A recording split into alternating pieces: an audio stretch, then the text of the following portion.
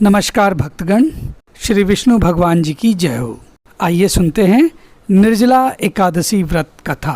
भीमसेन व्यास जी से कहने लगे कि हे पितामह, भ्राता युधिष्ठिर, माता कुंती, द्रौपदी, अर्जुन, नकुल और सहदेव आदि सब एकादशी का व्रत करने को कहते हैं, परंतु महाराज मैं उनसे कहता हूँ कि भाई मैं भगवान की शक्ति पूजा आदि तो कर सकता हूँ, दान भी दे सकता हूँ, परंतु भोजन के बिना नहीं रह सकता।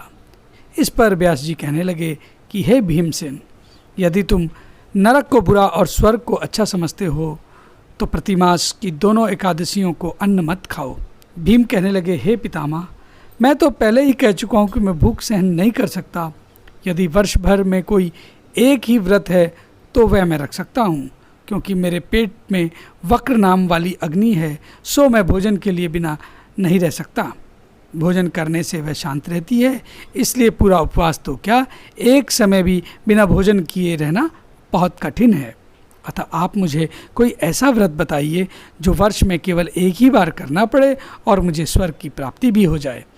श्री व्यास जी कहने लगे कि हे पुत्र, बड़े बड़े ऋषियों ने बहुत शास्त्र आदि बनाए जिनसे बिना धन के थोड़े परिश्रम से ईश्वर की प्राप्ति की जा सकती है। इसी प्रकार शास्त्रों में दोनों पक्षों की एकादशी का व्रत मुक्ति के लिए रखा जाता है।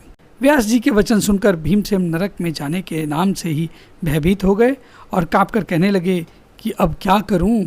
मास में 2 व्रत तो मैं नहीं कर सकता, हाँ वर्ष में 1 व्रत करने का प्रयत्न अवश्य कर सकता हूँ। अतः वर्ष में 1 ही दिन व्रत करने से यदि मेरी मुक्ति हो जाए तो कोई ऐसा व्रत बताइए। यह सुनकर व्यास जी कहने लगे कि वृषभ और मिथुन की संक्रांति के बीच ज्येष्ठ मास के शुक्ल पक्ष की जो एकादशी आती है उसका नाम निर्जला है। तुम उस एकादशी का व्रत करो। इस एकादशी के व्रत में स्नान और आचमन के सिवा जल वर्जित है। आचमन में 6 मासे से अधिक जल नहीं होना चाहिए, अन्यथा यह मद्यपान के सदृश हो जाता है। इस दिन भोजन नहीं करना चाहिए, क्योंकि भोजन करने से व्रत नष्ट हो जाता है। यदि एकादशी को सूर्योदय से लेकर द्वादशी के सूर्योदय तक जल ग्रहण ना करें तो उसे सारी एकादशियों के व्रत का फल प्राप्त होता है। द्वादशी को सूर्योदय से पहले उठकर स्नान आदि करके ब्राह्मणों का दान आदि देना चाहिए। इसके पश्चात भूखे और सत्य पात्र ब्राह्मण को भोजन कराकर फिर आप भोजन कर लेना चाहिए। इसका फल पूरे वर्ष की संपूर्ण एकादशियों के बराबर होता है। व्यास जी कहने लगे कि हे भीमसेन, यह मुझको स्वयं भगवान ने बताया है। इस एकादशी का पुण्य समस्त तीर्थों और दानों से अधिक है। केवल 1 दिन मनुष्य निर्जल रहने से पापों से मुक्त हो जाता है।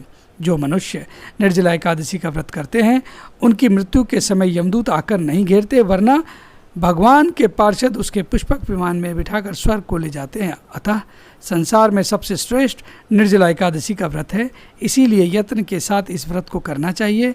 इस दिन ओम नमो भगवते वासुदेवाय मंत्र का उच्चारण करना चाहिए और गौदान करना चाहिए। इस प्रकार व्यास जी की आज्ञा अनुसार भीमसेन ने इस व्रत को किया।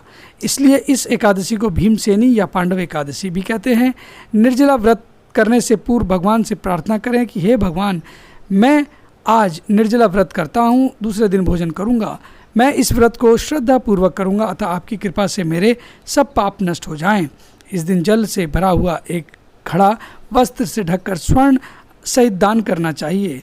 जो मनुष्य इस व्रत को करते हैं उनको करोड़ों फल सोने के दान का फल मिलता है, और जो इस दिन यज्ञादिक करते हैं उनका फल तो वर्णन ही नहीं किया जा सकता। इस एकादशी के व्रत से मनुष्य विष्णु लोक को प्राप्त होता है। जो मनुष्य इस दिन अन्न खाते हैं वे चांडाल के समान हैं, वे अंत में नरक में जाते हैं। जिसने निर्जला एकादशी का व्रत किया है वह चाहे ब्रह्म हत्यारा हो, मद्यपान करता हो, चोरी की हो या गुरु के साथ द्वेष किया हो, मगर इस व्रत के प्रभाव से स्वर्ग जाता है।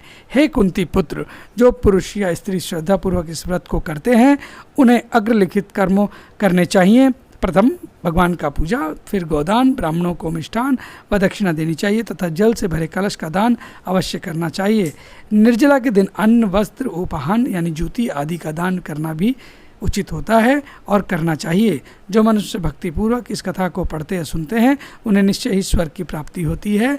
एक बार प्रेम से बोलिए श्री विष्णु भगवान जी की जय।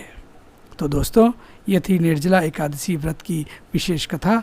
आपको कैसी लगी अपनी राय कमेंट बॉक्स में लिखें, और अगर ये निर्जला एकादशी की व्रत कथा आपको पसंद आई हो तो इसे लाइक करें, अधिक से अधिक शेयर करें, और हाँ, हमारे इस चैनल को भी कृपया सब्सक्राइब करना ना भूलें। इन्हीं सब के साथ हमें आज्ञा दीजिए।